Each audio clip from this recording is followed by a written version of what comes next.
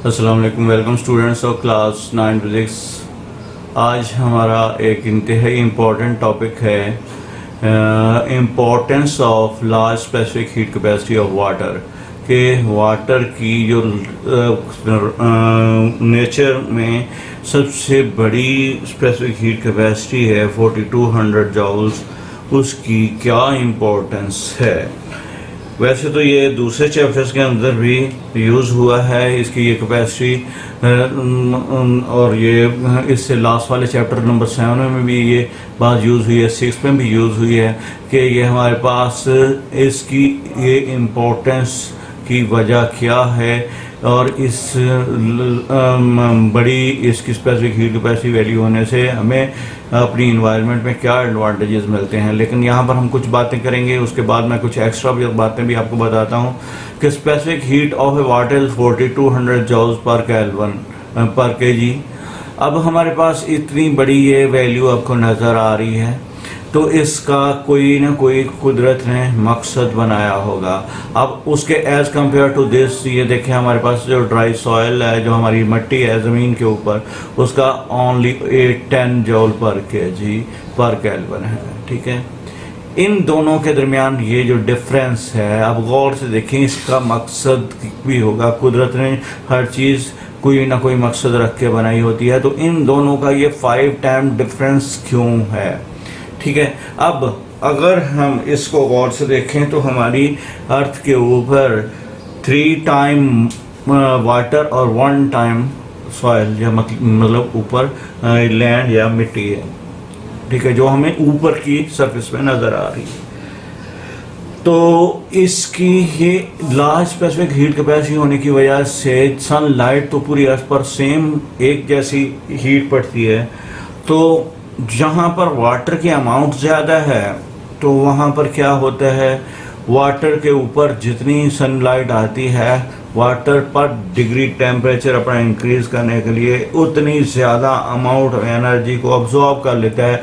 तो as a result water की surface के ऊपर टेम्परेचर और तरह का होता है एज़ कम्पेयर टू लैंड या सॉइल। अब देखते हैं, जब एक ही डिग्री की एक ही अमाउंट की हीट सन से एक ही इन्वायरमेंट में उसके सी के ऊपर भी और अर्थ के ऊपर की लैंड के ऊपर भी आएगी, तो लैंड की वैल्यू 810 और वो 400, ऑलमोस्ट 5 टाइम का फ़र्क। अब 5 टाइम के इस डिफरेंस के वजह से एक ही टाइम में जो सॉइल है इसका temperature as compare to water तेज़ी से इंक्रीज होगा। As a result of the temperature of soil would be increase 5 time more than the same mass of the water by the same amount of heat. तो इसका मतलब क्या हुआ कि जैसे सन हमारी ज़मीन को एक जैसी हीट सप्लाई कर रहेगा, तो वो एरियाज़ जहाँ पर वाटर की अमाउंट ज़्यादा है वहाँ पर टेम्परेचर देर से इंक्रीज़ होगा as compare to land soil. तो thus the temperature of land rises and falls more rapidly than that of the sea, and the temperature variations from summer to winter are much smaller at places near the sea than land far away from the sea. इसका मतलब है कि जो समुंदरों के करीब करीब या दरियाओं के करीब करीब इलाके होते हैं वहाँ का टेम्परेचर देर से चेंज होता है, और जो लैंड का है रैपिड चेंज होता है, और रैपिड चेंज होने की वजह से ये दोनों डिफरेंस होते हैं जैसी टेम्परेचर, तो एयर हमेशा हॉट टू कूल चलना शुरू हो जाती है। तो इस वजह से ये एयर की सर्कुलेशन के लिए बहुत ही एक आला मैकेनिज़्म है कुदरत का। अगर ये ना हो तो एयर की मूवमेंट बहुत ही कम हो जाए या ना ही हो। अब जो हमारे पास वाटर की इस लार्ज स्पेसिफिक हीट कैपेसिटी, हम एक तो बात अभी हमने समझी कि इससे इन्वायरमेंटल चेंज और जो सीजन्स हैं वो चेंज होते हैं, hot summer, hot winter, cold winter, और ये इन बिटवीन जो हमारे पास सर्कमस्टांसेस आते हैं वो चेंज, ये due to this large specific heat capacity of water change आते हैं। और ड्यूरिंग समर ये हमारे पास जो ब्रीजेज हैं वो sea breezes from sea to land travel करती हैं, और ड्यूरिंग विंटर ये लैंड टू सी विंटर, क्योंकि जब हम देखते हैं तो वाटर अगर अमाउंट ज़्यादा में एनर्जी अब्जॉर्ब करता है, तो जब विंटर आता है तो उतनी ही अमाउंट ऑफ एनर्जी रिलीज भी करता है उसी हिसाब से। तो इस के नतीजे में जो हमारे पास सी के ऊपर वाली एरियाज़ हैं विंटर में हॉट होती हैं और हॉट समर में कोल्ड होती हैं, मतलब उनका टेम्परेचर मॉडरेट रहता है, जबकि हमारे पास जो लैंड है उसके ऊपर सर्दियों में शिद्दत की सर्दी और गर्मियों में शिद्दत की गर्मी होती है। क्यों? इस वजह से कि वो जल्दी अपना टेम्परेचर रैपिड, क्योंकि उसकी वैल्यू 810 है जबकि वाटर की 4200 है, तो इन डिफरेंस की वजह से अर्थ उतनी ही स्पीड से टेम्परेचर को एनवायरनमेंट में लूज कर देती है और उतनी ही रैपिड चेंज से अपना टेम्परेचर इंक्रीज करती है। अब हम इसको आप कॉमन लाइफ में इसका इस्तेमाल देखते हैं। Water has a large specific heat capacity, for this reason it is very useful in storing and carrying thermal energy due to its high specific heat capacity. The cooling system of automobiles use water to carry away unwanted thermal energy. अब हमारे पास ये देखें, ये हमारे पास side पर एक radiator mechanism, ये automobiles के कूलिंग सिस्टम है। ऑटोमोबाइल के इंजन में जब मूवमेंट होती है उसके पार्ट्स की, तो वो हीट जनरेट करता है, और उस हीट को अगर हम एक ख़ास मैकेनिज़्म से तेज़ी से बाहर एवेपोरेट ना करें तो इंजन हीट अप होकर उसकी एक्सपेंशन की वजह से उसकी बॉडी पार्ट्स आप एक दूसरे से फ्रिक्शन की वजह से रगड़ खाने की वजह से वो जाम हो जाते हैं और इंजन हमारे सीज आउट हो जाते हैं, मतलब इंजन का मूवमेंट मुश्किल हो जाता है। पुर्जों में जगह प्ले मतलब मूवमेंट की नहीं रहती। तो इस मैकेनिज़्म से ख़ास टेम्परेचर में गाड़ियों को जाने से या उनके इंजन्स को जाने से बचाने के लिए हम उनके अंदर रेडिएटर में पानी डालते हैं। ये एक रेडिएटर होता है। रेडिएटर क्या करता है?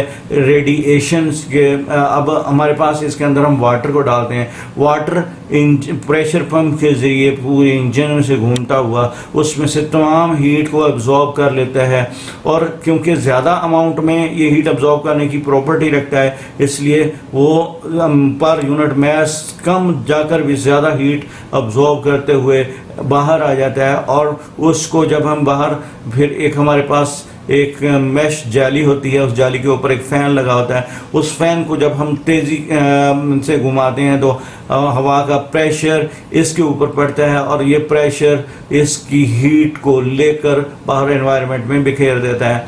तो नतीजे के तौर पर हमारे इंजन का टेम्परेचर एक ख़ास लेवल तक मेंटेन रहता है और वो ज़्यादा उसके डैमेज होने का ख़तरा नहीं होता। ये जो हमारे पास तमाम गाड़ियाँ जो बड़ी हैं या मोटर बाइक में तो वैसे एयर प्रेशर के वजह से वो डायरेक्ट कूल डाउन होता रहता है, लेकिन बड़ी गाड़ियों में इंजन क्योंकि इनसाइड चैम्बर में इंक्लोज होते हैं तो उनकी वजह से हमारे उनके अंदर जो फ़ैन लगा होता है, और आप अक्सर फ़ैन के करीब हाथ करें तो आपको हीट ज़्यादा महसूस होगी। वो हीट कहाँ से आती है? वो फ़ैन जनरेट नहीं करता, वो पीछे से इंजन से वाटर के सर्कुलेशन मैकेनिज़्म की वजह से वो हीट रेडिएटर की जाली तक आती है और वहाँ से फ़ैन के एयर प्रेशर की वजह से बाहर फेंक दी जाती है।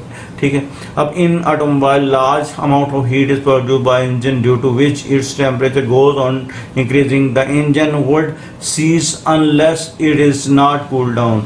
वही बात जो मैंने कही कि इंजन सीज हो जाता है, मतलब जाम हो जाता है। Water circulating around the engine as show in the arrows in figure maintain the temperature. Water absorb unwanted thermal energy of the engine and dissipates heat through the its radiator. Dissipate का मतलब है वो वहाँ से उसको scatter out बिखेर देता है, वहाँ पर छोड़ देता है और वहाँ से रेडिएटर की फैन उसके साथ टच होकर उसकी एयर और उसको हवा एयर एनवायरनमेंट में बिखेर देते हैं। डिसिपेट का मतलब होता है एनर्जी को वहाँ पर वो जाकर रिलीज कर देता है। इन सेंट्रल हीटिंग सिस्टम जो हमारे रूम्स के अंदर सेंट्रल हीटिंग सिस्टम होते हैं वो भी इसी मैकेनिज्म पर काम करते हैं। जो बड़े बड़े चिलर्स होते हैं बड़ी बड़ी बिल्डिंग्स में, hot water is used to carry thermal energy through pipes from boiler to radiators. These radiators are fixed inside the house at suitable places. के फॉर एग्जांपल हम इस पिक्चर को देखते हैं, ये बॉयलर है। बॉयलर मतलब ऐसा मैकेनिज्म होता है जिसमें हम हीट के प्रोसेस से वाटर को बॉयल करते हैं, वो स्टीम में चेंज हो जाता है। वो स्टीम ट्रेवल करती हुई हमारे mechanism water gives out and thermal energy. जहाँ पर हमें वो एनर्जी चाहिए होती है, फॉर एग्जांपल जहाँ पर हमने हीटर का मैकेनिज्म यूज़ करना हो तो वहाँ पर रेडिएटर में ये वाटर अपनी जाकर एनर्जी रिलीज़ कर देगा। उसके ऊपर फ़ैन लगा होगा और फैन उस जब रेडिएटर की जाली के साथ हवा एयर को स्ट्राइक डाउन करेगा, तो जैसे ही एयर उससे स्ट्राइक एयर पार्टिकल स्ट्राइक करेंगे तो वहाँ से वो वाटर की डिसिपेटेड एनर्जी को पिक करके आपके रूम्स में स्कैटर कर देंगे और हमें एक गर्म हवा चलती हुई महसूस होती है। अक्सर आपने आजकल के न्यू वन जो एसी स्प्लिट यूनिट्स हैं उनके अंदर देखा होगा कि वही गर्मियों में वो कूलिंग सिस्टम बन जाता है और सर्दियों में वो हीटिंग सिस्टम बन जाता है। तो उसका मैकेनिज्म भी यही होता है कि उसके अंदर भी हमारे पास यही रेडिएटर लगा होता है। ये जब बाहर से हीट को पिक करता है तो वहाँ पर जो हीटर होता है उसके साथ जो वो फैन की एयर टकराती है तो हीट अप होकर हमें टेम्परेचर को हमारी रिक्वायरमेंट के मुताबिक सेट कर देती है। यही सिस्टम ये डबल सिस्टम होता है, मतलब वो एक ही सिस्टम सर्दियों में हीटिंग सिस्टम बन जाता है और गर्मियों में वो कूलिंग सिस्टम बन जाता है। ओके स्टूडेंट, इंशाल्लाह मुझे उम्मीद है कि आपको ये बात समझ आ गई होगी। अस्सलाम वालेकुम व रहमतुल्लाह।